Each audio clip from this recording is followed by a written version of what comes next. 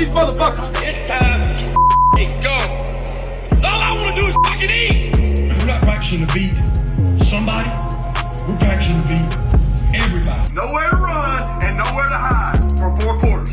They got to see us in our house for 4 quarters. They got to look us in the eye for 4. This is about us and our family and our house. This is about us. This is our mentality. We ain't backing down. We ain't running. Set a tone, send a message. This is our house. Physical toughness wins in football now. And if you in this room, you got it. And if you come in here, you better believe in it. Because this physical toughness, it's what makes the difference. Elite focus. That's all I do. The guy across from me, I'm fixing to whip his ass. Not in my box, not today. It's about us. It's about our family. We attack. You take that helmet and you strike them. And you strike them and you strike them. That's how you get respect. Now I am gonna pick shit out of them. Physically, I want to break them. Told them, how about them fucking dogs? That's what I told them.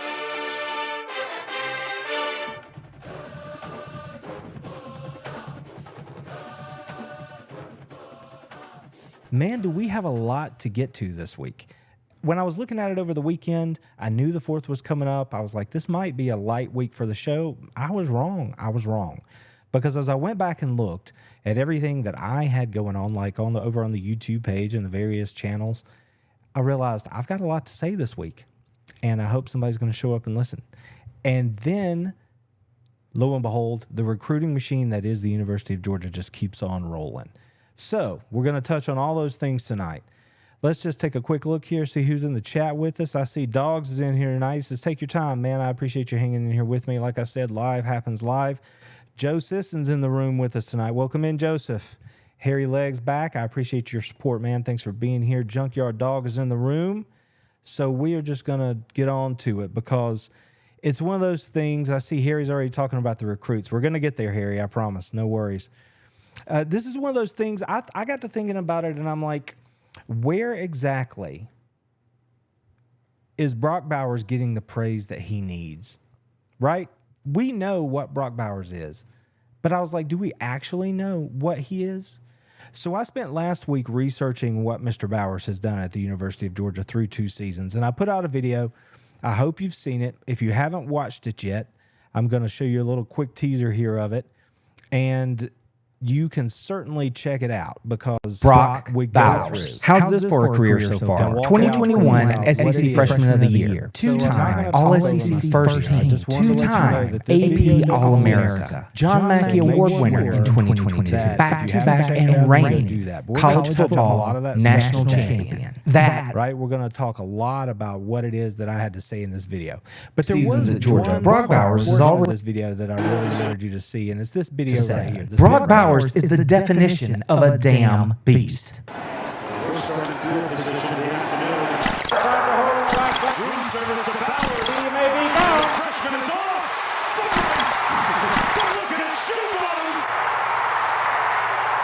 Just check out these numbers.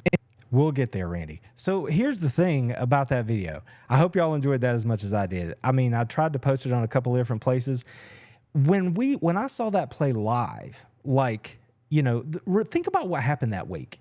That was the UAB week. So that ties into 2023 in a lot of ways because that was the game that the coaching staff thought they were going to go with Carson Beck. And at the last minute, as far as we knew, they made the decision to go with Stetson. And obviously that changed the trajectory of Georgia football for the next 2 years, the choice to go with Stetson Bennett that day. And if you follow the pages, you know that I touched on Carson and how he felt about what happened that week. We had some audio of him talking about how he was really hurt at the time, but in the long run, he believes that the decision that was made that day, in retrospect, he wasn't ready, and that the decision that was made that day has put him in position to be ready to go this year because he knew he just had to put his head down and go to work. So that game was eventful for a lot of reasons. But when I saw that play live, when I saw Bowers make that catch and take off down the sideline there and show us his speed, immediately I thought about this play of Herschel against South Carolina. Now, of course, when this video went up on TikTok and everywhere else, there were people who were talking about how can you possibly compare Brock Bowers to Herschel Walker.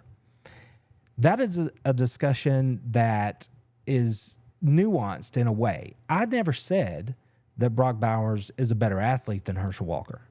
I never said that today Brock Bowers is the greatest of all time at the University of Georgia. But in that video, I go through and lay out what's in front of Brock, what he's already done. And I ask the question, at the end of the day, where does that put Brock? So we're going to look at that a little bit tonight. We're sort of going to rehash that video. But I couldn't get past it. The minute I saw him streaking down the sideline and the way those players dove at him, I did my best to edit that together in a way that, would kind of make you smile, and I hope you enjoyed that video.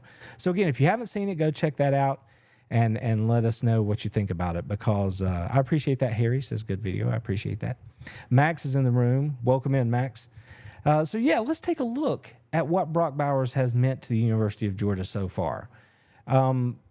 Again, it may seem like he's been a fixture in Georgia football, but he's really only been there for 2 years.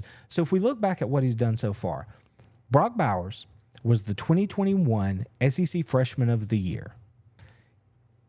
Looking at it now, he is a 2-time All-SEC first-team selection. He is a 2-time AP All-American. He is the John Mackey Award winner for 2022. And he is the back-to-back and reigning national championship team starting tight end at the University of Georgia. Just to say those things out loud is one hell of a resume. But when you think about the fact that he still has another season to go and what could happen for Brock and for Georgia, you really have to pause and look at what that means historically across college football and what it means at the University of Georgia. So Brock is the first tight end to lead a national champion in receiving since Keith Jackson did it in 1985 at the University of Oklahoma, to lead a national champion in receiving. In the modern era, of course, we're going to think about the high-flying, four-wide, throw the ball down the field to a wide receiver sort of offenses. But, 1985, it's almost 2025. That's almost 40 years ago. You had a tight end play that kind of role on a national championship team. That's not a small thing. That's a huge difference in time. And to think that the game evolved away from the tight end and has now, in large part, I would argue, over the last 2 seasons, because of Brock Bowers, migrated its way back to where you see tight ends being more of a focal point in college football. So just a quick look at his numbers. In 2022 alone, Brock Bowers had 63 receptions for 942 yards, damn near 1,000 yards last season, and 7 receiving touchdowns. In the last game of the year against TCU, he caught 10 balls for 152 yards, a touchdown, and was just doing work without the football, blocking people, getting out on the edge after other receivers made catches. Extremely impressive. And I just want us all to pause for a second and just fully appreciate it.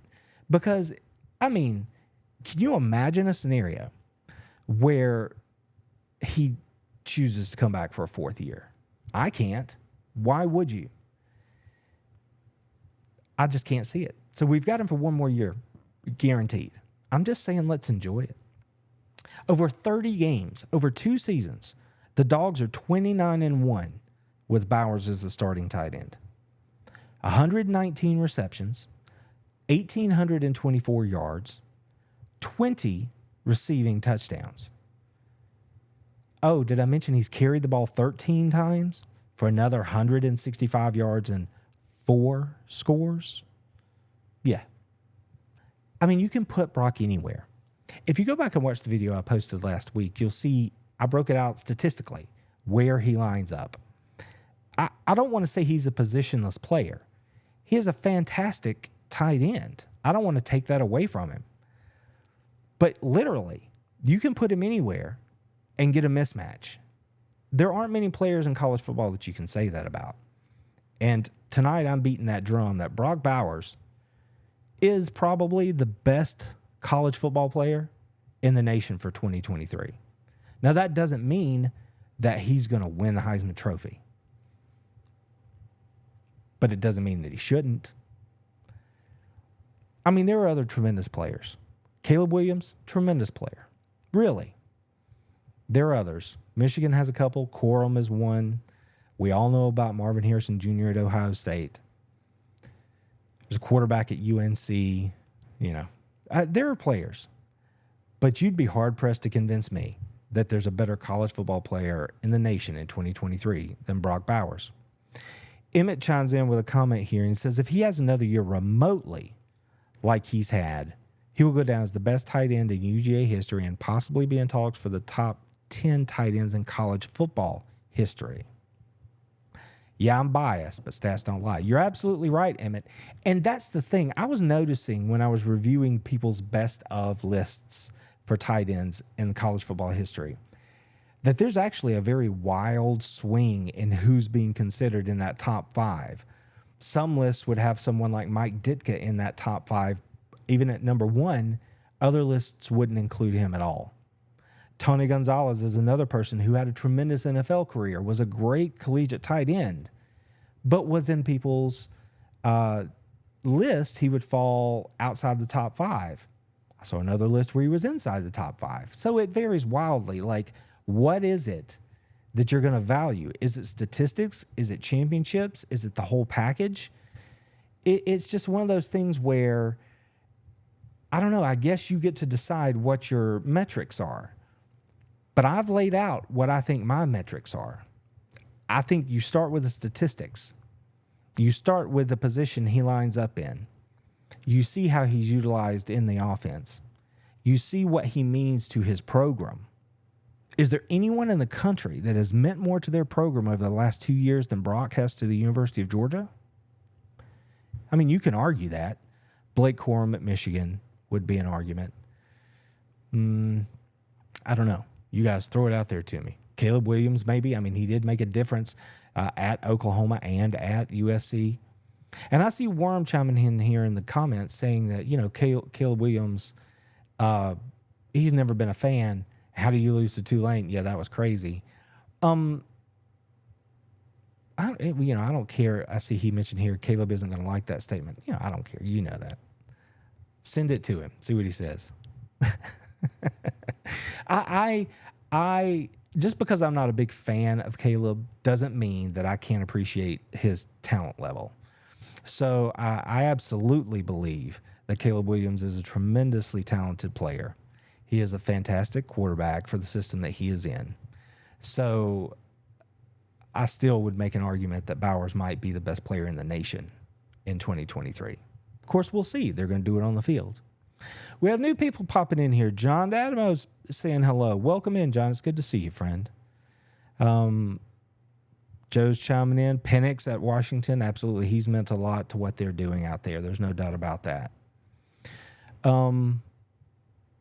Oh, I see Joseph's letting us know about a money-raising event. Hey, you know what? Here, just on a side note, and I'll get back to Brock, I promise.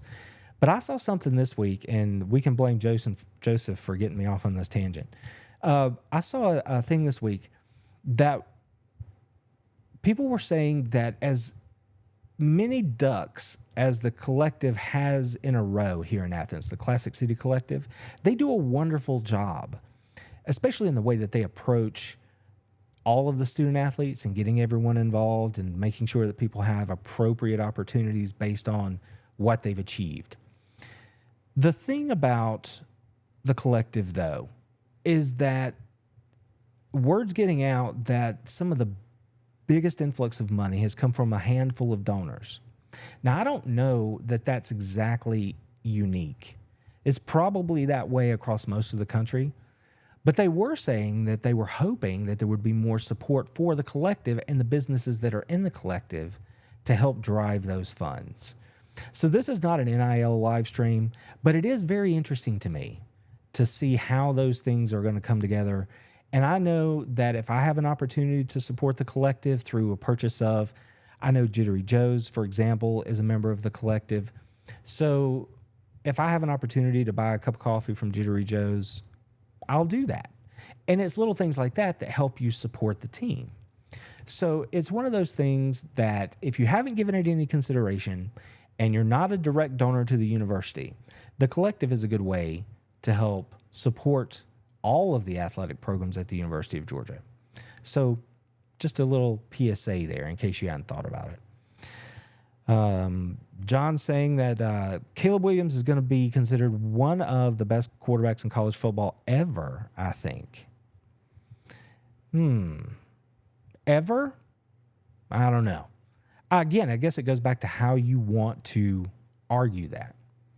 I guess if you want to say he wins 2 Heismans, well, obviously that puts you in the consideration. But have they ever won anything under Caleb? Not yet. Oklahoma hasn't. USC hasn't. So if he wins on the field, then maybe. Personally, I don't see it. And Emmett makes a good point here. He had 2 shots to beat Utah. Didn't get it done. And, his defense didn't help him. Injuries are a part of the game, though. It's not an excuse. It's part of the game.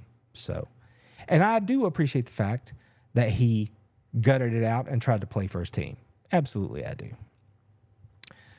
And Max brings us back to the point here, and I'm going to get right back to it.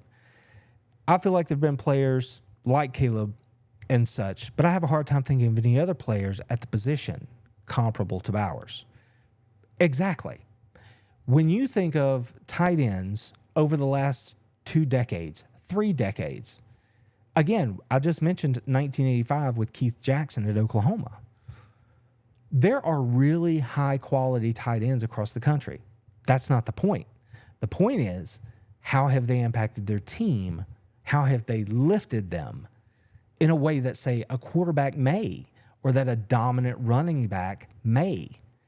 There aren't any. I can't think of one that's had the impact of Brock Bowers from the tight end position in line. I would love for you to drop it in the chat if you can think of it. I can't think of one. I think Max hit it right on the head right here because, and I'm going to leave this one up here for a minute to let you think on it, because I can't think. Michael Mayer at Notre Dame? Nope. Who else? Who am I forgetting? Well, a couple of the top 2 tight ends, like the Mackey Award winner from the year before last, played at a smaller school, had a great career, didn't elevate his team like this. I think in that regard, Bowers is absolutely on his own. And I think that's part of what makes him special. So let's get back to reviewing what it is he's done. Brock is the only tight end over the last 53 seasons to have 20 receiving touchdowns in his first 2 seasons as a college football player. There you go. That's 5 decades. No other tight end has had the production that Brock has had. Nobody.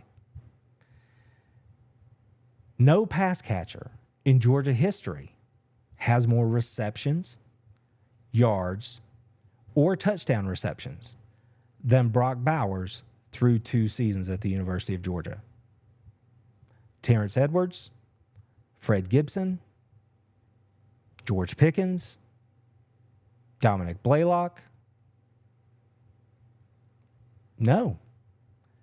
So, regardless of where they're lining him up, they're getting him the ball. I think the number, if I'm recalling this correctly, that I quoted in my video, Brock has exactly 5 classified drops out of 153 targets, I believe it was. 5 from the tight end position. Hell of a blocker. Goal line stalker. Brock Bowers, y'all. Brock Bowers. Hines Ward, right. Remember, Hines was splitting time because he was such a tremendous athlete. He played quarterback. He played running back. I'm sure that had something to do with why Hines didn't have enough catches. A little side note. I was a coworker with Hines. Hines was my coworker for, 3 years, maybe. So Hines is a good dude. I really enjoyed hanging out with him. That's right. Mayhem has it right. He has it So exactly how about them right. fucking dogs? That's what I told them. Oh, I love it. I love it. I appreciate you guys being here with me. For a little national perspective, I think Brock needs something in the neighborhood of 1,300 yards this season, 10 touchdowns, and he will become the new number one for the best singular season in college football FBS history. 1,300 yards and change and 10 touchdowns would do the trick. I don't know. Do we think Brock can get that many balls his way this year? I don't think so. I think with the depth and talent that Georgia has accumulated for that wide receiver room and the fact that they want to be balanced and spread the ball around, I don't think that they're going to treat Brock Bowers like A.J. Green and try to force the ball to him. If they do, I think that would be a mistake. And given that that's how I view it, I don't think Brock gets those single season numbers. Now, with that said, he needs 1,273 yards and 10 receiving touchdowns this season to become Georgia's record holder in both categories. So he could have a tremendous year, set new Georgia records, and still not achieve that national note. But there are some very, very lofty things right there for Brock. Again, I think that we've seen enough from Bowers to know that he would rather get the W than worry about his individual statistics. Pair that with what I just said about how I don't think they're going to do the A.J. Green force the football to him thing. And I don't think Bowers is going to reach those lofty goals that are in front of him. That doesn't mean that he can't have a phenomenal season, get to 1,000 yards, help Georgia win the conference, and get back into the college football playoff. I'm just saying, appreciate the man. Appreciate 19 while he's here in Athens between the hedges. It will be a minute before we see somebody who has the kind of impact that Brock Bowers has had for the University of Georgia.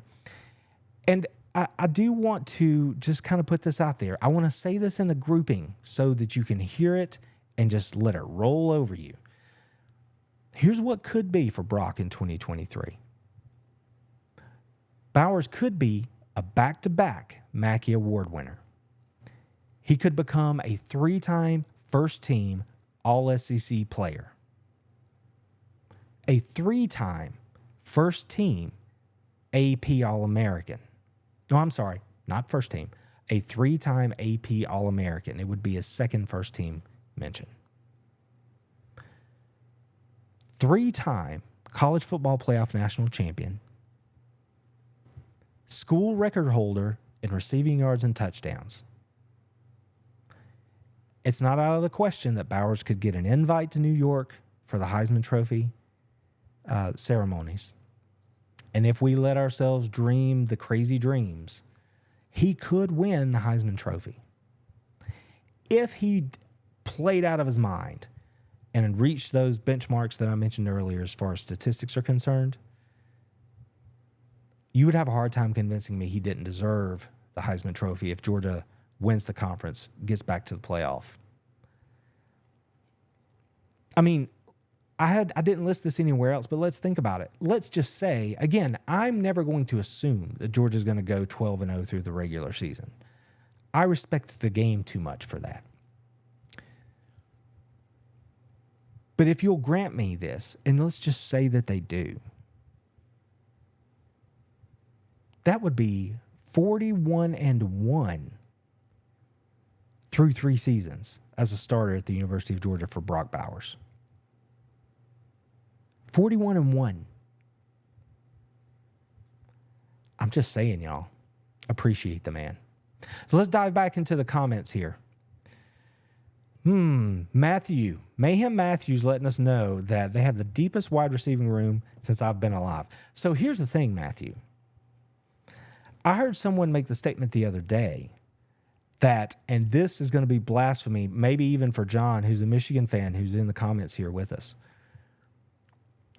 I heard someone make the statement that outside of Ohio State, Georgia may have the best group of receivers in the country, top to bottom. What do y'all think about that? That's a beefy statement. That's a beefy statement. So I don't know. I mean, you're onto something there, Matt. They're going to be talented, that's for sure. And Harry's right on it too. Death by 1,000 cuts. You never know where the ball's going to go. You don't recruit all these great players not to give them the football. So I agree with that completely. I agree with that completely. My man Joseph Sisson says, people underestimate now how he's used blocking and as a distraction. When he's on the field, the defense has to respect him and show focus. Absolutely. Which brings us back to, you cannot cover them all. That's the main reason that offense last season led the nation in explosive plays. Bowers breaks that dig route over the middle. He runs that skinny post, draws that safety over. Then you have Arian Smith over the top, right? You have Rosemy Jack Saint on that 9 route, or you have Lad McConkey on that 9 route. Complementary football, friends. That's what it's about. I see Matthews mentioning Lawson Lucky here. Lawson is going to be a player, and he's going to be a contributor this season. I have no doubt about that. That offense, especially that tight end room, is just insanely deep. And they are going to keep trying to go get those dudes. No doubt about that. So I see Emmett and Max still dropping comments here. Lucky and Delp. We haven't even talked about Oscar Delp. Oscar Delp has a skill set very much like Brock Bowers. He's not quite as big, same as Lucky. He's not quite as big as Lucky. But if you think Oscar Delp is not going to do some work, flexed out in the slot this week, lined up in the H-back, holy cow. Oscar Delp, everybody. Get to know that name. Get to know that name if you don't. Because he's coming, as Dion likes to say. So that's my thoughts on Brock Bowers. I don't know. And here's the part that really sent people over the edge. I haven't said this yet. I said it in the video. But I haven't made a definitive statement about it all. But if Brock does everything that I've listed here, if Georgia achieves at the level we all hope that they will, at the end of the day, given the importance of his role at the position, given the team success around it, given the individual success, I think the argument absolutely can be made that Brock Bowers would not only become the greatest wide receiver in the history of the university, not wide receiver, the greatest receiver in the history of the University of Georgia. He could very well become the greatest tight end in the history of college football and the greatest dog of all time. I know, blasphemy. But I just think that as great as Herschel was as an individual player, when you factor in the total number of championships won, impact on the position, impact on the team, the era in which we play, all of those things, I think that's an argument that can absolutely be made, and you can stand on solid ground and make it. We don't have to agree, but I'm saying it is not crazy. It is not crazy. So Harry's chiming in and says the Dogs can stress any defense they face provided Beck is who we think he is. I agree wholeheartedly, and I absolutely feel fantastic about Carson Beck. I'm just going to be real with you. I think that dude is going to have a tremendous season. If he simply distributes the ball, doesn't turn it over, we have to see that. But if he doesn't do those things and he does distribute the ball, use the weapons around him, make good decisions, it's hard to see how he doesn't get to 4,000 yards.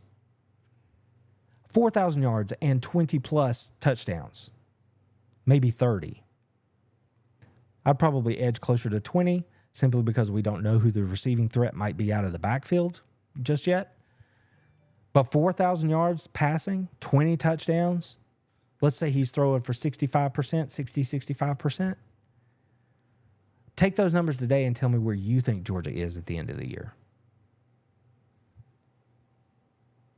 Impressive, I think.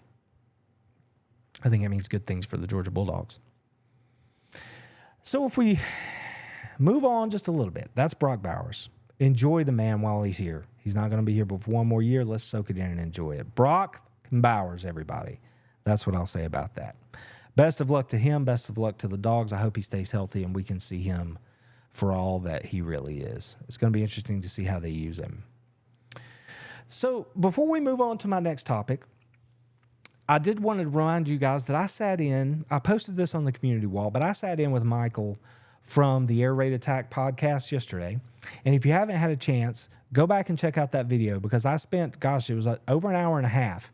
And we were talking about the Dogs, the Sooners, the Longhorns, and previewed the 2023 season. So some of those things I said over there, I haven't said over here yet, at least not in one place, in one video. So if you want to know my thoughts on the Dogs heading into 23, what I think about the Sooners and the Longhorns and what it means for them coming into the SEC in 2024, go check out that video. And if you're just interested in learning more about, one of our new league brethren beginning in 2024, the Air Raid Attack podcast is run by an Oklahoma fan. So he's going to have a lot of Oklahoma content over there. So if you're interested in any of that, go check it out. Or if you're just interested in my thoughts on any of those subjects, I hope you'll give it a listen as well. I had a good time, and I was made to feel very welcome. So check him out if you will. And while you're here, I want to remind you, I know many of you know about all this because you're already subscribed to the channel. I appreciate that more than you know. It's like I said last week, I don't expect you to like what I'm doing here. If I earn your like, I wish you would drop a thumbs up here on the stream or on my other videos. Share it out to your friends. Let them know what's up. I don't think I get that just by you showing up. I think it's on me to earn that. So if I do that, please do me a favor. Check and make sure that you've ticked that subscription box and make sure you don't miss anything we're doing going forward. So I always want to say, please like and share it if you think I've earned it. If not, that's okay. I'll try again next time. And if you have any question about anything going on with a Damn Beast Media, a Damn Beast over on any of our other platforms or ways that you might want to support the channel, please look in the description down below this video and you can see everything you want to see there. So that was my bit for last week. I wanted to make sure I mentioned that podcast because Michael was a good dude and I appreciated him having me on. But now let's turn our attention and let's look ahead to what happened in the last 5 days at the University of Georgia.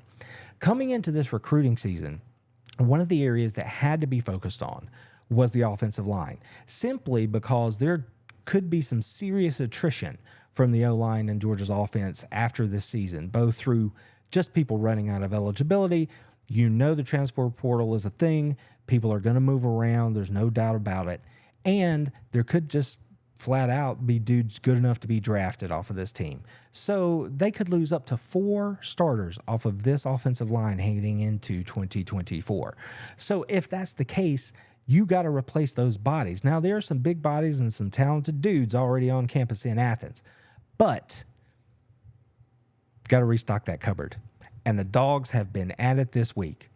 In the last 5 days, Stacey Searles has added some major pieces to that great wall of Georgia that he's trying to build. Now, think back to when Kirby was brought to Athens originally. At his opening press conference, Kirby said, we have to get bigger along the offensive and defensive lines if we're going to compete for the type of accolades that we want to compete for.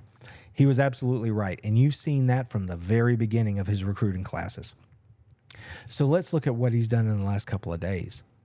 Just today, the biggest news, probably, along the offensive line for the Dogs this cycle is that Daniel Calhoun has committed to play for the University of Georgia. Now, Calhoun is 6'6", 355, 6'6", 355 from Walton here in Georgia. Now, it's not exactly Gwinnett County level of play out there, but Walton is close. I mean, that's a good program over there. And this young man has been around the Georgia program for a long time.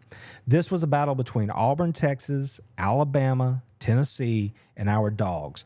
And the top offensive lineman in the state of Georgia for the class of 2024 and a top national prospect decided to give his commitment to the University of Georgia and Stacey Searles.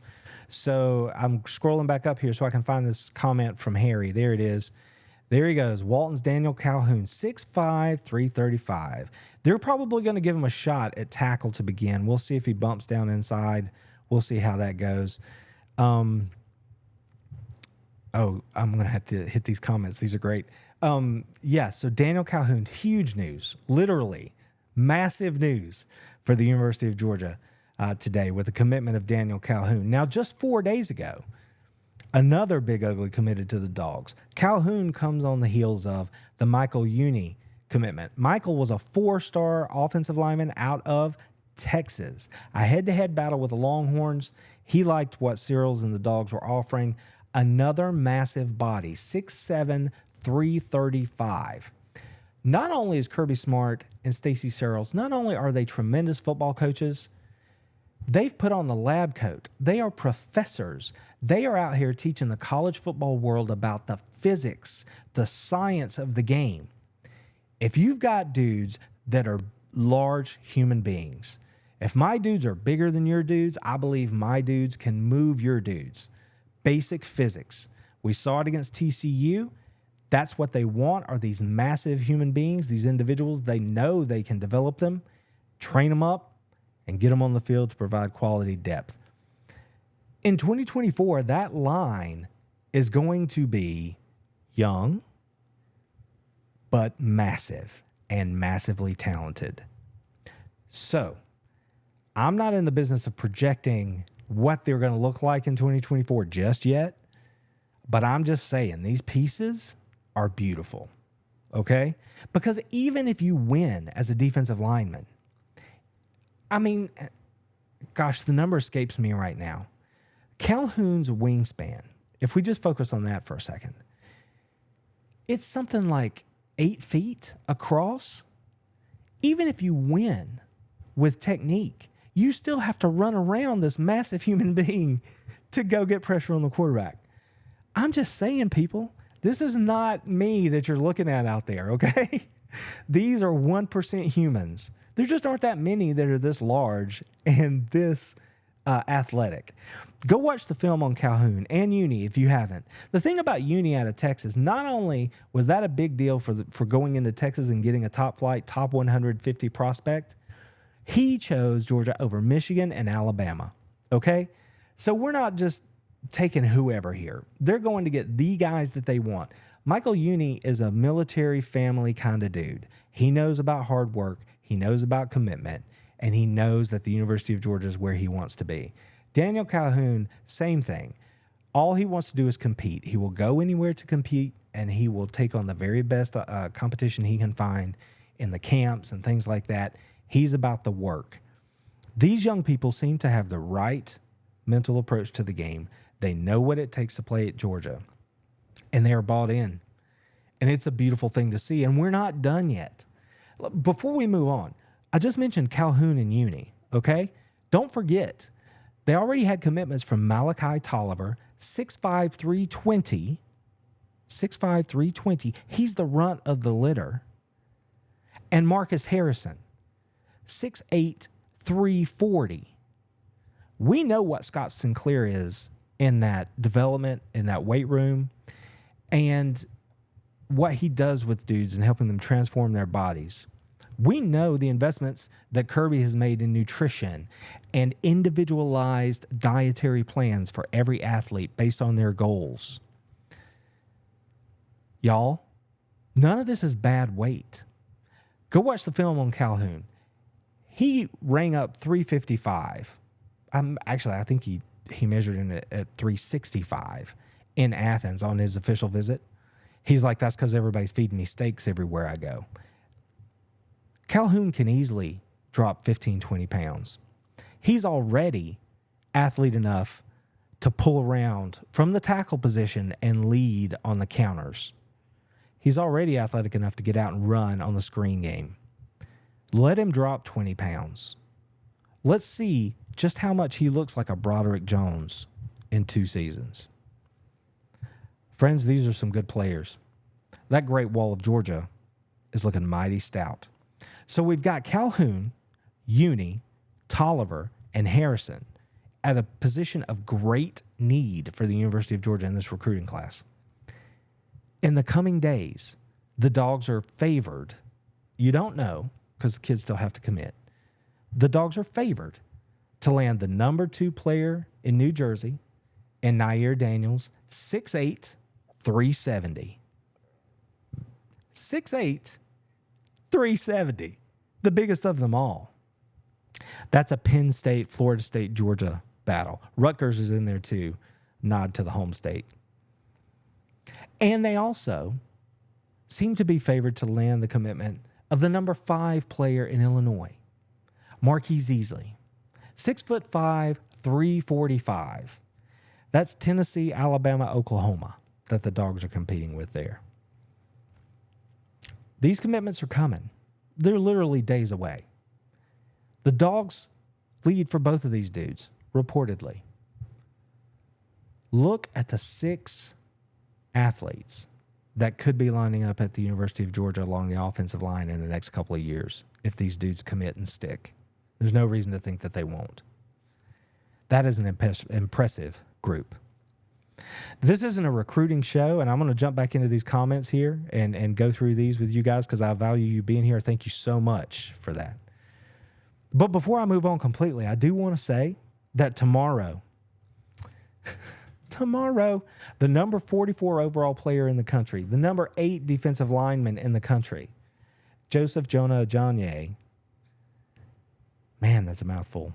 I'm proud of myself, is going to commit. Everybody thinks that the Dogs are way out in front here. We'll see. He was going to commit on the 12th. He moved that up to the 6th. He's like, I'm done. I'm ready to do this. That would be another massive get for Trey Scott, Kirby Smart, Will Muschamp, Glenn Schumann along that defensive front. Recruiting is rocking for the Dogs right now. They could end up signing as many as 34, maybe 35 in this class. And there's a lot of meat left on that bone, y'all. So I know recruiting may not be a big deal to everybody, but it is the lifeblood of a program. And the Georgia Bulldogs are crushing it right now. So let's jump back in here and look at these comments for a minute, because at this point, we can talk about virtually anything you guys want to. So if you have a specific comment, please drop it in here, and let's get on it, because I'm more than willing to talk about it with you. So Emmett says, Beck has been sitting behind a legend at QB, and I guarantee he'll be a lot more polished. Emmett, the thing is, I think you and I know that, and I think a lot of Bulldogs that have been paying attention know that. I think the rest of the country doesn't know that. I know for a fact that my Big Ten friends are asking me, what about Beck? What do you hear? What do you see? And I keep telling them everything looks really good. Even with that, I don't think they have a full understanding of what we see. I agree with you 100%. I think that Beck is going to be everything he needs to be for the University of Georgia this fall. Harry's chiming in. Has all the tools, simply needs the ball. That's right. He looked great this spring. He knows what he's doing. I really do think that these years of not playing for Beck were crucial. I think he had to mature as a person and as a quarterback and he had to get his mind in such a place that being the starting quarterback at the University of Georgia wasn't as big a problem as reading defenses on Saturday. And I think you know what I mean there, right? There's so much that goes with it beyond the field. And I think he had to get right for that. And I think he's there. Max is letting us know that his wife is a UT grad. I need redemption for that Sugar Bowl. Amen, friend. Oh, gosh. There are so many reasons we could point to that game and say it shouldn't have gone the way it did. But I think that game taught Kirby and crew a lot of lessons that helped them get to where they are now about having players there that opt out and so on and so forth. So I think that was a big deal. I think there were lessons learned, and I think that was actually, in retrospect, a good thing that they took that loss. Oh, Max is in Texas. Great, man. That's awesome. I can't wait to get out to Austin and check that out. I hope that we can get out there and see a game. That's the plan. Oh, there you go. Emmett's letting us know he checked out those pictures on the draft picks, and that he's like, that's a big dude. There's no doubt about it. Harry's right. These guys can all move. They're not just big bodies. They can get out and run. And Emmett says, if you win the trenches battle, the majority of the game, you'll be able to control it more effectively. Absolutely. And these dudes are just massive. Harry's right. 1% humans. I love it. Maybe I should put that on a shirt. I don't know. Would you guys buy that? ADB, 1% humans. Is that right? Because it's like I say on my Patreon, right? If you didn't know, we have a Patreon. If you love what we're doing, all I want to do is give you guys the best content possible. So if you don't know about that, please go check it out. But we could do that. It's like I say over there. There's the damn good dog tier. There's the all-American tier, and then there's the you're either elite or you're not tier, right? 1% humans qualifies as elite, correct? Aren't we all elite? You're here as a member of Beast Nation. # Beast Nation. Thank you all for being here. It's great. Oh, hey, look, we had a friend drop in here who says, I'm a diehard FSU fan. Y'all are a fun team to watch, and I think y'all three-peat. That's right. He joins us in our hatred for the Florida Gators. Welcome in, Malik. I appreciate you dropping by, friend. That's awesome. That's awesome. And on the morrow, Harry's right. We got some other big commits headed that way. And Emmett's saying, hey, I'm from Wisconsin. All I hear is hate up here. It's more comical now. You know, Emmett, I have a friend who just moved back up to Wisconsin. He's not a Georgia Bulldog fan. He's a Wisconsin fan, and he roots for the Packers. But he doesn't throw me hate. He's supportive of the Dogs, and I appreciate that about him. I think that has a lot to do with why we get along so well, but we'll see. So yeah, I mean, that's what I had for this week's show, everybody. We're always working on stuff. So a reminder, subscribe to the channel. Make sure you're subscribed because I don't want you guys to miss anything we're doing, because I put stuff on the community page all the time, and I'm always going to mirror what I'm posting on the other socials on the community page as well to let you know what's happening with the Damn Beast Media. But we're also on TikTok and Facebook and Twitter. It's a Damn Beast Media on Instagram. Everywhere else, it's just at a Damn Beast. But over there, it's at a Damn Beast Media. So that's one of those things that's a little tricky. I wish it weren't that way, but that's how it is right now. So we've been in here. You guys hung in there with me through the technical difficulties and everything else. The thing, when I stop and think about Brock Bowers and the Great Wall of Georgia, I was like, I can't think of two better topics to discuss on a day following Independence Day, because there's a lot to celebrate here. I wanted to celebrate Brock. I wanted to celebrate the recruiting success that the Dogs are having and get us revved up and ready as we move into the 2023 season. I know I am very excited. I know that you all are too. And I appreciate you being here with me for this journey as we make our way down into the fall to check out what's going on. So, unless anybody has anything else, we can kind of bring this thing to an end here. But I just wanted to go on record as letting it be known that I think that what Brock Bowers is doing in Athens is truly special. And if anybody out there in the national interwebs sees this video and is unaware of exactly what Brock is doing at the University of Georgia, I hope this brings some education, some enlightenment to that position for you. And if you happen to be someone who has a vote for things like the Mackey Award or even the Heisman Trophy, I hope you'll take all this into consideration, because Brock is just a phenomenal player at the University of Georgia, the best tight end in the country, hands down, and I just can't wait to watch him play again. Thanks, Harry. I appreciate that, man. I try to have a good time, and I do apologize for the technical difficulties off the top. I can't believe that happened. If you're here in Georgia, you know exactly what I'm talking about. A couple of days, we have had some real boomers roll through, and I swear, when I was on that podcast with Michael over at the Air Raid Attack podcast, again, check it out if you haven't, the lights were flickering in the background. It looked like this place was haunted, like flicker, flicker, flicker, you know. And I was like, I think my stream is good. I think we're good. But finally, huge bolt, like, you know, right outside the window, boom, off we go. Knocked us right off the air. And I was able to get back up and get back on the pod with him. But then today, when I was setting everything up to do this live stream, everything had just gone haywire. So I appreciate you guys hanging in there with me. We had to reset a bunch of stuff. Thank goodness to tech support Mrs. a damn beast. She was all over it. She was helping me sort it out. And I tell you what, I am one lucky dude when it comes to that. And we can talk about that. As a matter of fact, let me just ask that question. Especially the fellas, that are here in the chat with us. Is your partner, significant other, wife, girlfriend, sister, mother, do they love the Dogs the way you do? Can they talk about Georgia football with you in a way that, is an engaging conversation? Because I know that I am extremely lucky to have someone in my life who not only can talk the game with me, but I tell you, she's like, did you see this play? Did you notice what he did? She's breaking down the game tape with me. There are a lot of people who get on here and tell you they're grinding tape or whatever. Okay, great, man. Good on you. I'm hanging out and having a drink with my missus, and we're like enjoying breaking down the film. I'm just saying, I know I'm a lucky man. And I hope that you guys are too. I hope that you've got people in your lives that appreciate football and want to talk about it with you the way we do.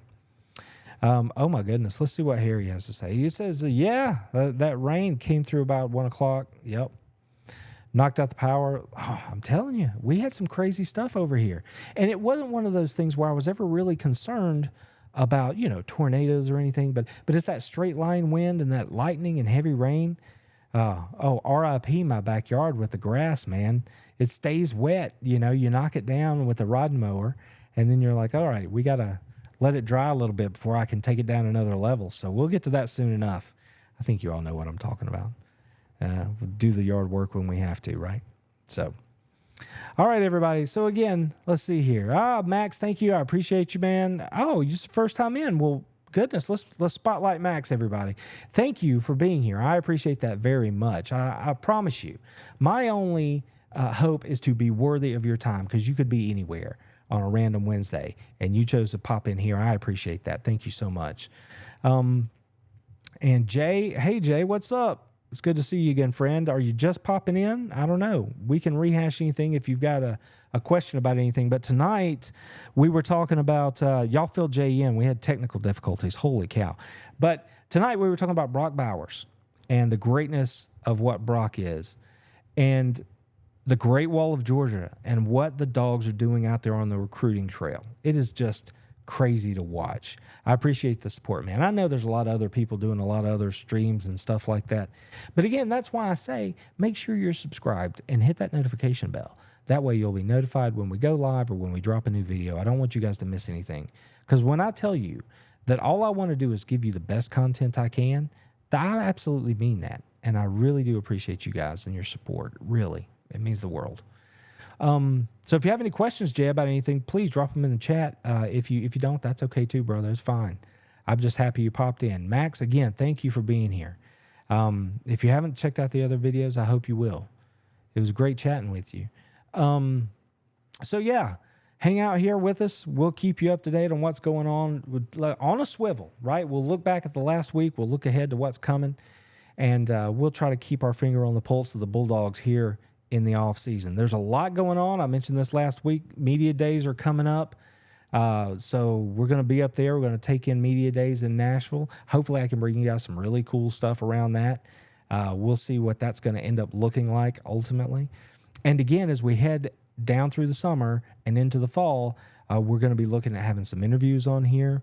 Of course, scheduling will determine whether we can actually have them live or whether I'll do them ahead of time and get them on.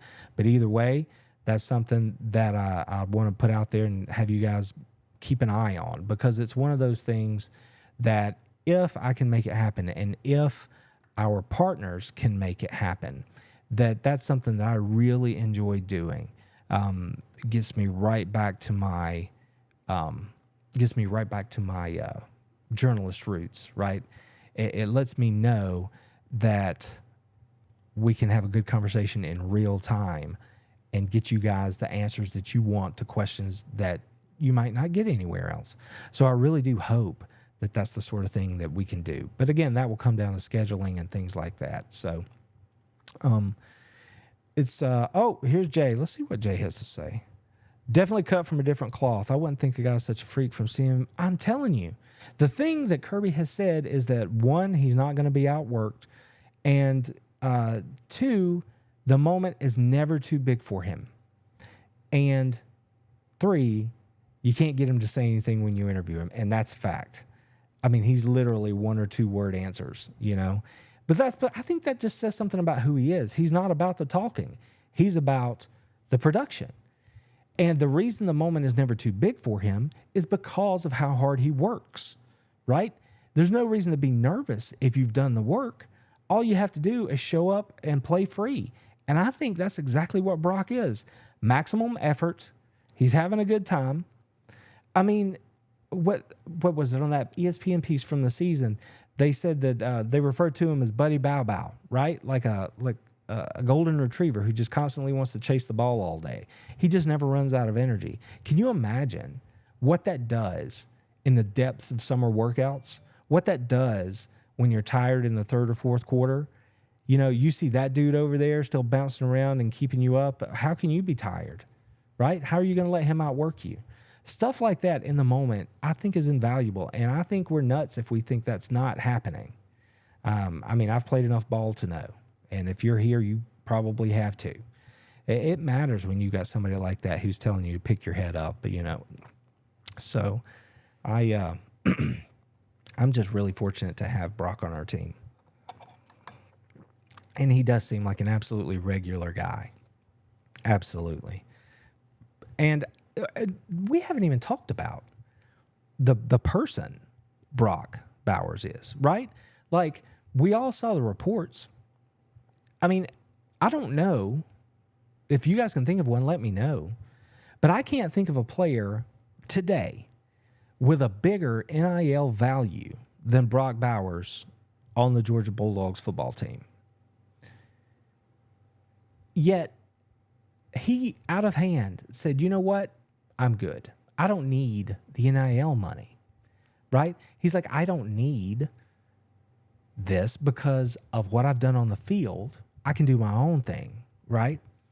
So he said, University of Georgia, Classic City Collective, take that NIL money that you would have given to me, give it to other athletes across other sports, let everybody share in it. So he's not motivated by his own accolades and rewards. He's taking care of himself. He knows that. He and Brock Vandegrift went to Winder earlier this spring and had 500 kids out there. I mean, the income for that one football camp between those two dudes was more than some people make in an entire year. Okay? Brock's not a greedy dude. He's like, I'm fine. Give this money to some people who might not have the shine that I have, but work just as hard. I mean, y'all, I'm just thankful Brock Bowers is a Bulldog. That's what I'm telling you. The dude's awesome. I see Jay saying here he's going to send this link out. Jay, thank you, man. I appreciate that because that's what we want. We want Dog Nation in here. I want to hear from you guys, right? I want to talk about the things that you guys want to talk about because Lordy knows I can just keep it rolling. I am always going to have something to say about the dogs. I'll start with a topic every week, but I'm not restricted by that in any way. We can discuss anything you guys want to. Like, again, we are so fortunate that the dogs are doing what they're doing right now. There's plenty to discuss. So if there's something on your mind and y'all want to break it down, let me know. But yes, please, on the socials, Twitter, Instagram, Facebook, TikTok, if you do that. I have a good time over there. Share the videos around, right? Let people know. Share them with your friends. Man, I've caught some heat for some videos I've put over there too. Not, nothing too serious, but like the Father's Day video with Stetson in Tennessee, Lordy, that got some people's underwear in a bunch. If you didn't see it, look it up. You better call your daddy, Tennessee. So, man alive. And again, like I said, with the video here with Brock this week with Herschel, and we can dial that up again just in case, since Jay got here late. I don't know if you've seen this, Jay, but we can drop this in here real quick and let you check it out too, because this is one of those things where the minute I saw this video, this is what we're talking about. I'll drop this off here too.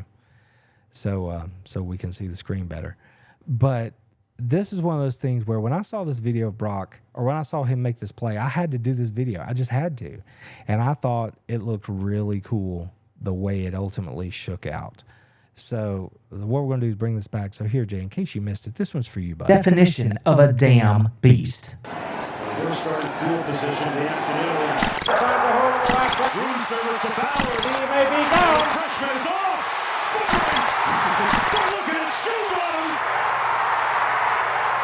Just check out these numbers. I love that audio. The way it fell together was just perfect. And again, that video is not to illustrate that I think Bowers is a better athlete than Herschel was.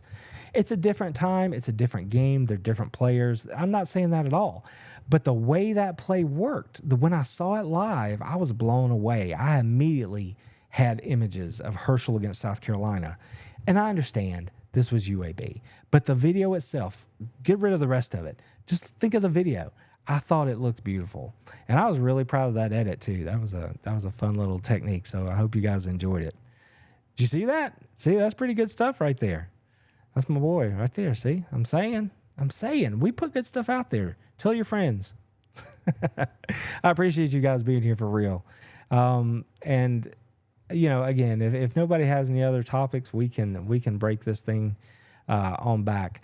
Actually, I'm going to jump back to this other scene right here, because if we move through, I can just play it and we can check out some Brock highlights if you want to, and mute the thing so you don't have to hear me talking about it. But if you just look at what's up, DGD podcast, welcome in.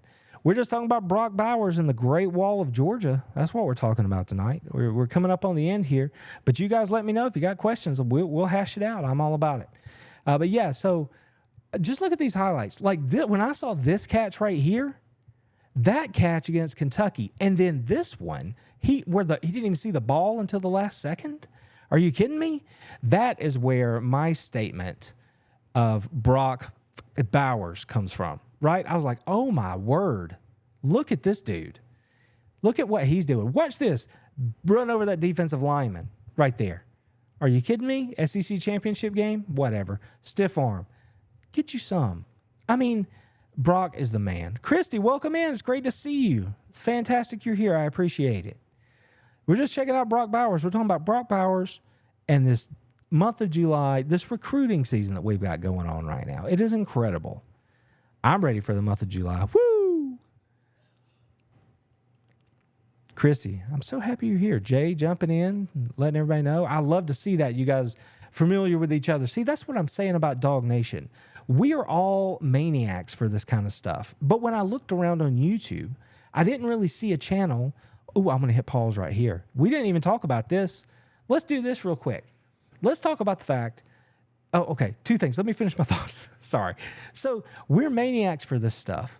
And I didn't see a place here on YouTube where people were just gathering together to talk dogs in a way that was, welcoming to everyone. There are some wonderful shows out there, but they're recruit focused, or, is the pros doing their inside information and that sort of stuff. That's not what this is. I'm a professional journalist, but I'm here as a fan, right? I'm here as a dog, a member of Dog Nation. And I wanted to create a spot where other members of Dog Nation who know each other can build a camaraderie. Get in here, let's mix it up a little bit and talk about the dogs. So please share it around, tell everybody. I'm so happy to see you guys in here. Some of the people that I know from other places jumping in here and talking dogs with us. That's fantastic. That is fantastic. Thanks again, Jay. I see that's how Christy made her way over here. Fantastic. I love it. So, and for all our newcomers here, like I say, I don't expect you to come in here and just, drop a like or anything like that. But if you feel like I'm doing a good job, you're having fun, please hit that thumbs up button. Let me know, because that's how I know that I'm doing a good job for you guys. And I want you to enjoy your time here. So check and make sure you're subscribed if you're interested, because we would love to have you. So moving on from that, let's look over here. Let's look at this for a second. Brock Bowers is being considered by some people in the know, professional scouts at the NFL level. They're telling us that he may very well be the best tight end prospect in the history of the NFL draft. Okay? Everybody wants to mention Kyle Pitts from Florida because of his numbers and the way you could put him in different positions. We'll get to it in a second. You'll see the breakout for what Brock has done at UGA so far, where he lines up, what he's been able to do. There's no comparison. And Pitts did it over 3 seasons. Our boy Brock has 2 with 1 to go. So we are about to see what's going on right here. So let's look. Look at these numbers. Look at Bowers, 1842. Or was it 24? It may be 24. I may have flipped those numbers. 1824. So my bad right there. 1824 receiving yards over 2 seasons. 20 receiving touchdowns. 165 rushing yards and 4 more on the ground. Look at Mr. Pitts here, the Florida Gator. 3 seasons. 1492. 18 receiving touchdowns. It's not even close. It's not even close. And nobody's going to look at you with a straight face and tell you that Kyle Pitts is a blocker like Brock Bowers is. Nobody's going to look at you with a straight face and tell you that Kyle Pitts elevated his team the way Brock Bowers has. Yes, Kyle Pitts helped make Trask some money. No doubt. No doubt. He didn't help him win back-to-back national championships, though, did he? Nope. Was there a conference title in there? I don't think so. Yeah, there's no comparison. So to hear the professionals tell you, beat the drum, that Brock Bowers is the best tight end prospect in the history of the NFL draft, I don't know exactly what that means about whether or not he's the greatest tight end in college football history. I think you have to consider it, but I don't think, that it's an absolute slam dunk. But I'm just saying, appreciate Brock Bowers, everyone. So let's let this roll out here a little bit. And we're going to continue to look at these numbers for just a second. But the next slide that comes up is going to break it down for you, statistically speaking, where it is that I've got a window in the way here. Sorry, y'all. Yeah, here we go. It's going to break. Oh, let me jump out here. Okay, we've seen this bit. There's the first slide. Let's go to the next one. Here we go, right here. This is the one I wanted. An elite tight end prospect. Look at these numbers. 20 of 31 contested catches. 20 total receiving touchdowns in 2 seasons. 5 drops and 153 targets. Think for a second about a couple of those catches. Think about the touchdown at South Carolina last season. Think about the touchdown against TCU in the national championship game. Think about the 4th down reception against Florida. When the ball's in the air, 19's coming down with it. 1,000 yards after the catch, 1,001.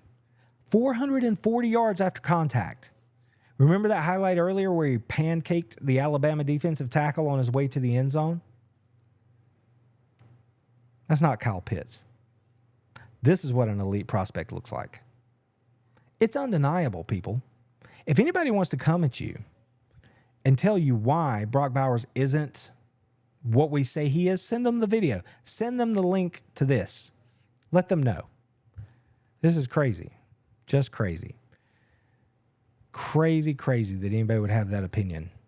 So look right here. Here's the line about the number of snaps and where he's played them. 20 times he's been lined up in the backfield, 633 times in line as a tight end, 631 in the slot, and then 169 flexed out wide. Kyle Pitts wasn't doing that. And just think about what we're going to see this year.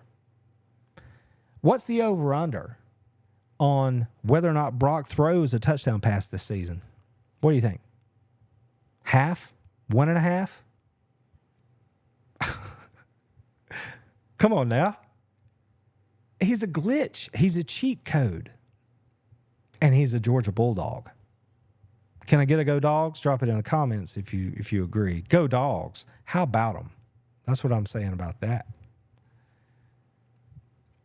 Let's see here. And here he is working. You probably saw this video too. This is Brock Bowers working last Friday morning, right?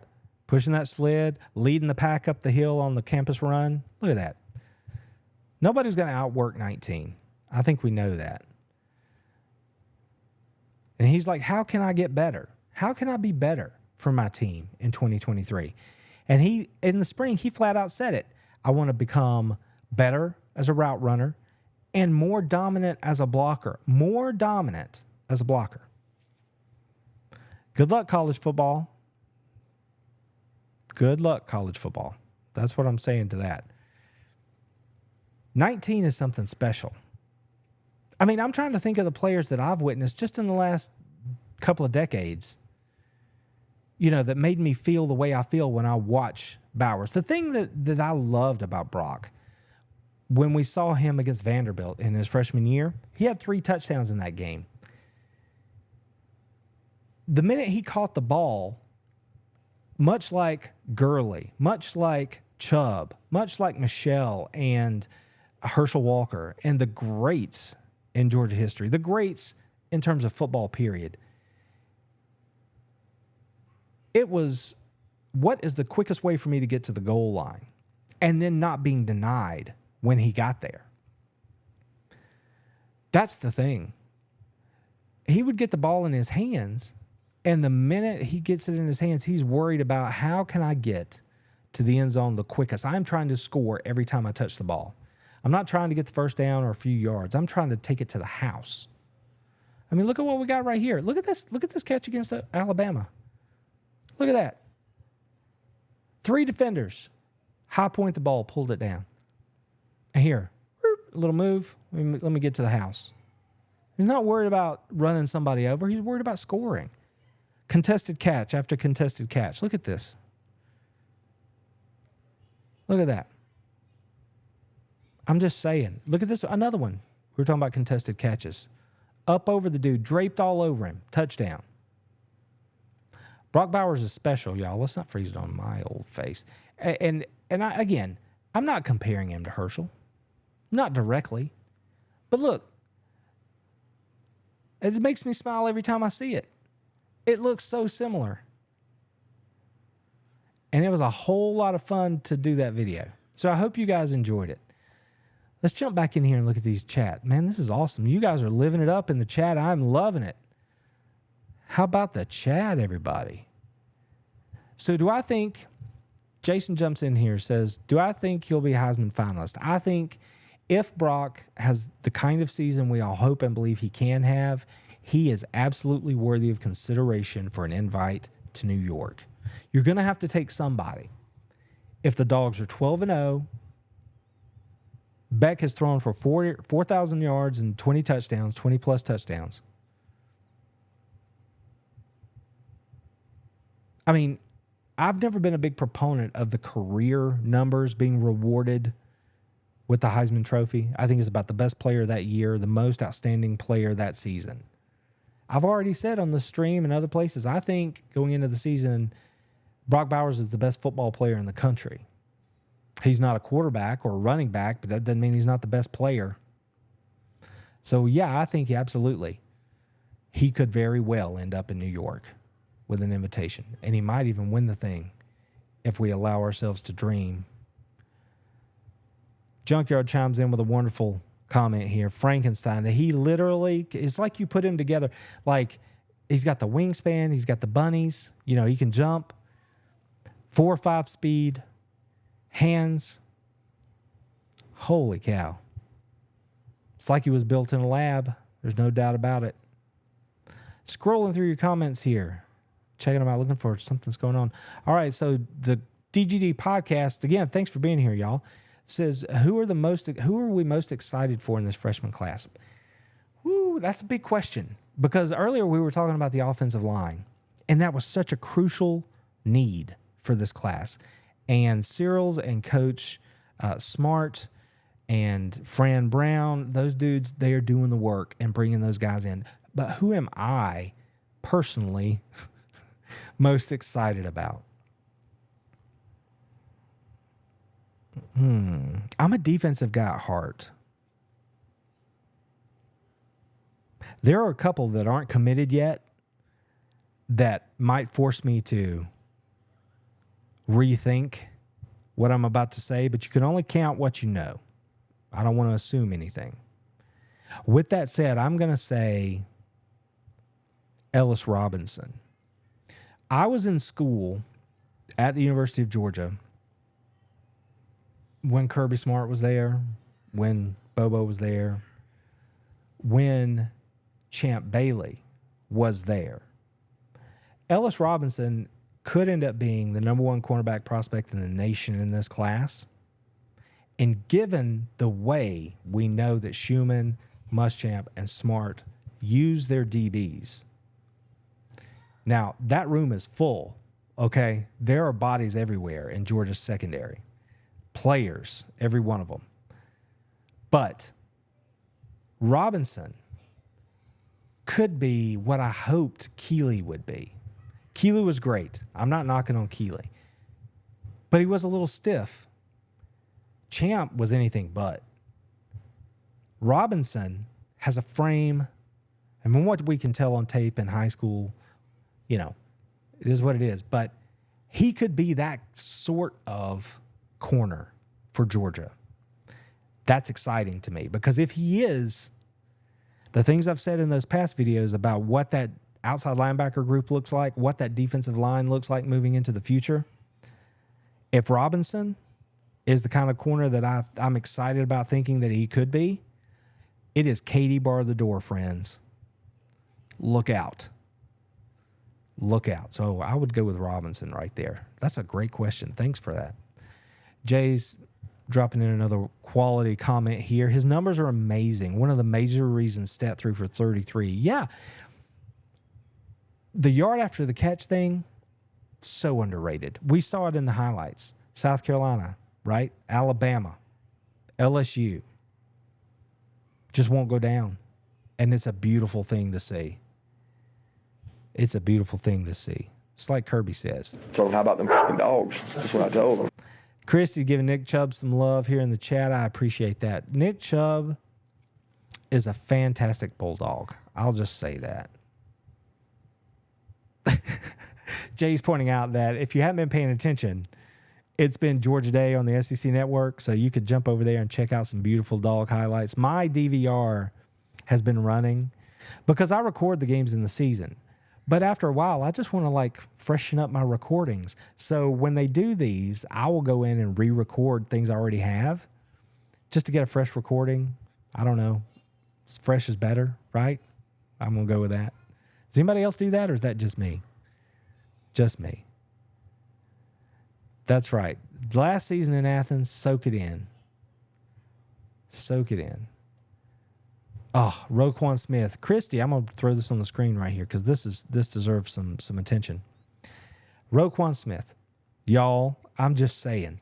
Roquan, it is amazing to me what has happened with the linebackers at the University of Georgia. Roquan jumped in there, showed up in June. That was a crazy recruitment. Showed up in June. Became the dominant player he was. And I was like, man, what are we going to do? And then we heard about a kid named Nakobe Dean, who then stepped into those shoes and did it himself. And that linebacker room right now is full of absolute dogs, absolute players. And to watch those guys do what they do is just, it makes me so happy. I can't even tell you. I'm not doing a good job of explaining it right now, how happy it makes me to see what our linebackers are doing right now. But that brings me right back to the defensive line, right? I mean, you got to get those guys free so they can run, but those are some athletes, and they are doing the deal. Back-to-back visors in the house, y'all, everybody. How about them, he says. How about them back-to-back? I'm with you right there. You will never hear me not go. How about them? That's for sure.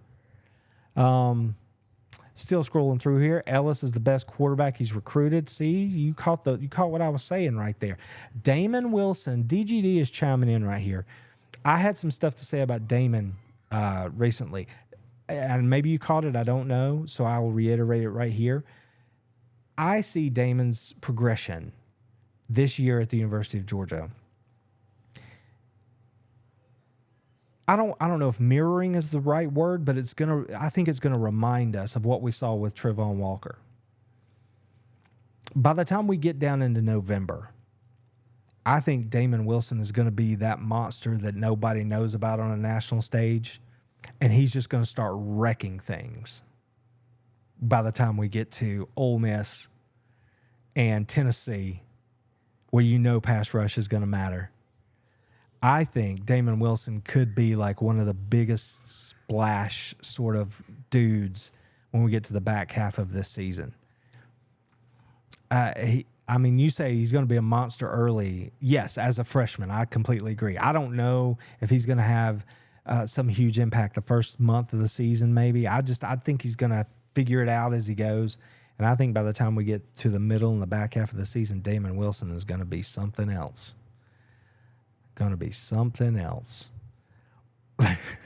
Roquan was absolutely elite. Raylan Wilson's the fastest linebacker UG's ever had. I want to get some good numbers. And if I can pull them together, I'm going to do a video on it, and we might break it down on a live stream. Raylan Wilson is part of that group from last season that is just insane, right? You talk about the best position rooms in the country. Don't try to convince me anybody else in the country has a better position room than the Dogs do at linebacker, and Wilson is a huge part of that. He looks like a playmaker.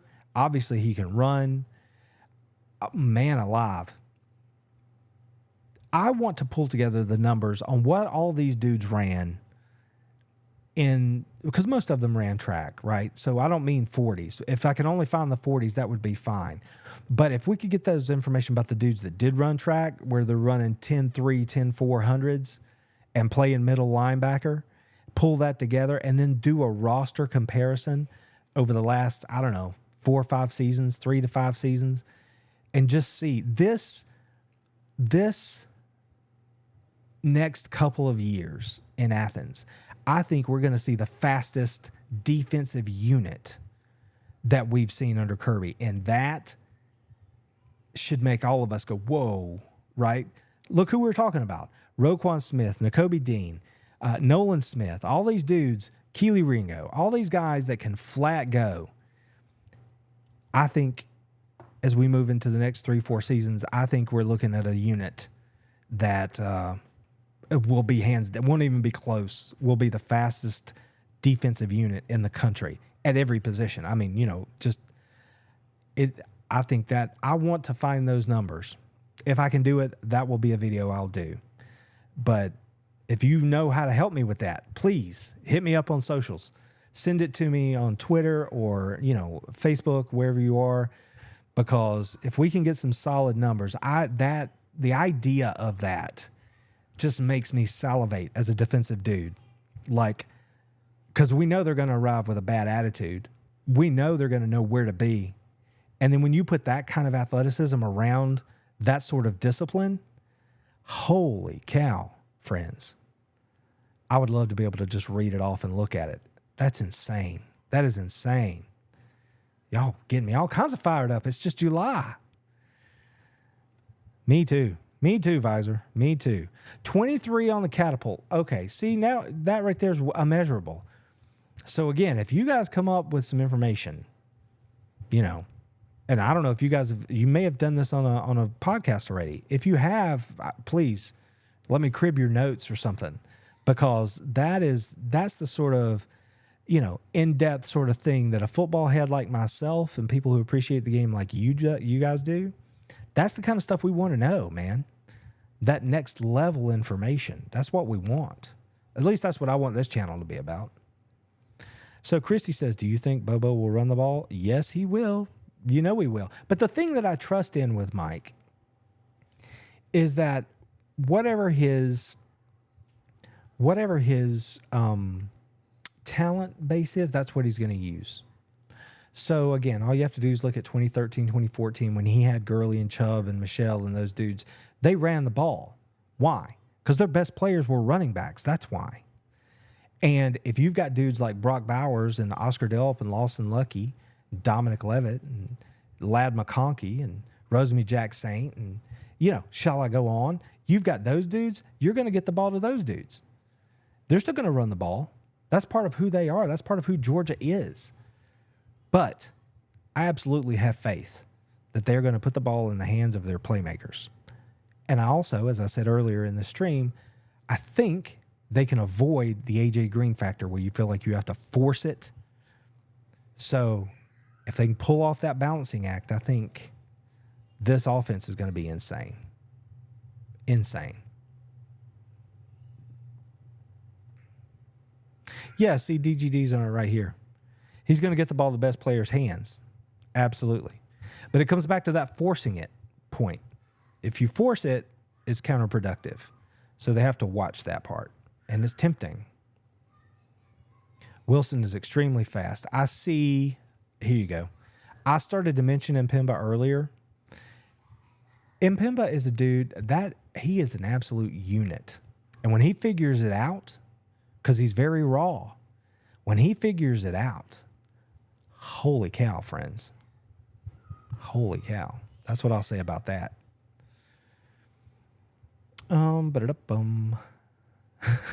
See here, Jay, I appreciate this comment so much. There's been so much banter about what Alabama's going to be this year, and y'all know if you follow me at all, my running joke this entire spring has been, ask me next week who's going to win the West, because I go back and forth. One week it's LSU, the next week it's Alabama. And because I give Saban credit for using what he has and rejigging his offense to make it work with the talent that he has. And if that means they have to run the ball more, they will. But Jay hits the nail right on the head here. I just posted this in a video last week about the defensive All-Americans, where I pointed out nobody runs the ball on Georgia. Over the last 3 seasons, the Dogs are allowing less than 80 yards per game rushing the football.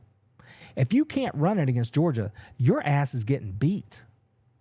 Okay? I know that's a football rule, but for Georgia and the way they do it in that mint defense, you are losing.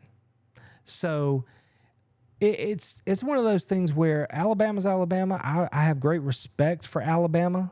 Absolutely I do. But if you think you're going to line up and pound it 30 times against Georgia, you're going to take the L. That's all there is to it. That is all there is to it.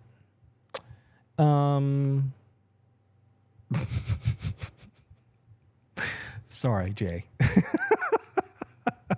Sorry, friend. Oh, my goodness. Max still with us. Thank you, Max. I want to see Branson Robinson. Me too. Nobody was more bummed that he got dinged up in spring and we didn't get to see him in the spring game. That young man, and Branson, he follows me on a couple of things. If you see this, Branson, I'm just telling you, dude, get well soon. We can't wait to see you play, because Branson, I mean, I know it's so easy to say he looks just like Nick Chubb, right? But doesn't he? Rolling out there all rocked up, still got the speed to make it to the edge, not going to let one dude bring him down. I mean, I think it's disrespectful to Branson to say Nick Chubb light, because we don't know exactly what Branson is yet. But, man, I can't wait to see. I think Branson's going to be a phenomenal dog. I really do. And DGD's got it right here. Couldn't run, couldn't hit the deep shots because they knew we were coming. That's why when people ask me point blank period, is Tennessee going to beat Georgia this year? I'm like, nope. I don't see how. The ball is shaped funny. It takes funny bounces. I'll grant you that. But without elite quarterback play, without a running game, Tennessee's not going to beat Georgia. They don't have the talent down the roster. They don't have the depth. And if you are one-dimensional against Georgia, as Tennessee was last year, it's a long day. So, unless Tennessee proves to us that they can do that, they can run the ball. And no, I don't think Joe Milton is elite. I don't care how far you can throw the ball. Who does? Is there a more irrelevant factor in quarterback play than how far you can throw the ball? I don't think so. I want you to be a quarterback. I want you to be a passer. I'm not trying to get you to throw the ball over the moon. What good does that do you? None. Just today I was looking at the video of Stetson Bennett and his, whatever it was, 60-yard touchdown pass to Ladd McConkey against Auburn a couple of years ago. That ball was like 57, 58 yards in the air. Stetson's got plenty of an arm. He hung it out there. Ladd went and got it, touchdown. He didn't have to throw it 70. Who cares if you can throw it 70? Every play is not Cordell Stewart at the end of the game against Michigan. Nobody cares. Can you read the field? Can you anticipate a throw and put it in a window? That's what makes you a good quarterback. And if you don't have a run game, a threat of a run game against Georgia, you're not going to have time to figure that out anyway. So no, the Dogs will beat Tennessee on Rocky Top this year unless they show us something that we haven't seen yet. And they could, but I haven't seen it yet. How's that for soapbox, friends? Yazid Haynes. Just remember I said it. He looks good. He looks good on the hoof. He looks good on the hoof. And he says all the right things about hard work and so on. Man, that wide receiver room is deep. We are blessed, Bulldog friends. Christy, I think this sums it up. This is probably a pretty good place to finish it. I cannot wait for football. Me either. And I cannot wait to be back and talk to you guys again next week. We got started late because of some technical difficulties. I appreciate you guys for hanging in there with me, following us along. Jay, thank you for sharing out the thread, the live stream. Please, if you can do that, please do it. Share the videos around, share the live stream, invite a friend back, tell them this is where good dogs go to talk Georgia football on Wednesday nights. I think we're going to settle on 7 p.m. moving forward.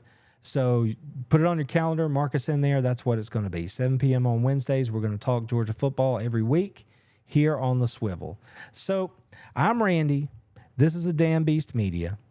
I appreciate you guys being here. Thank you so much. Thank you for your support. Please check out the description below the video. Look at all the other stuff we got going on. If it interests you, please do whatever you like. Check us out, though, because we're doing the very best we can for you. And the more that you help us support and grow this channel, the more that we will do for you in the future. Thanks again for being here. I appreciate you all, and I will talk to you again very, very soon. Told them, how about them fucking dogs? That's what I told them.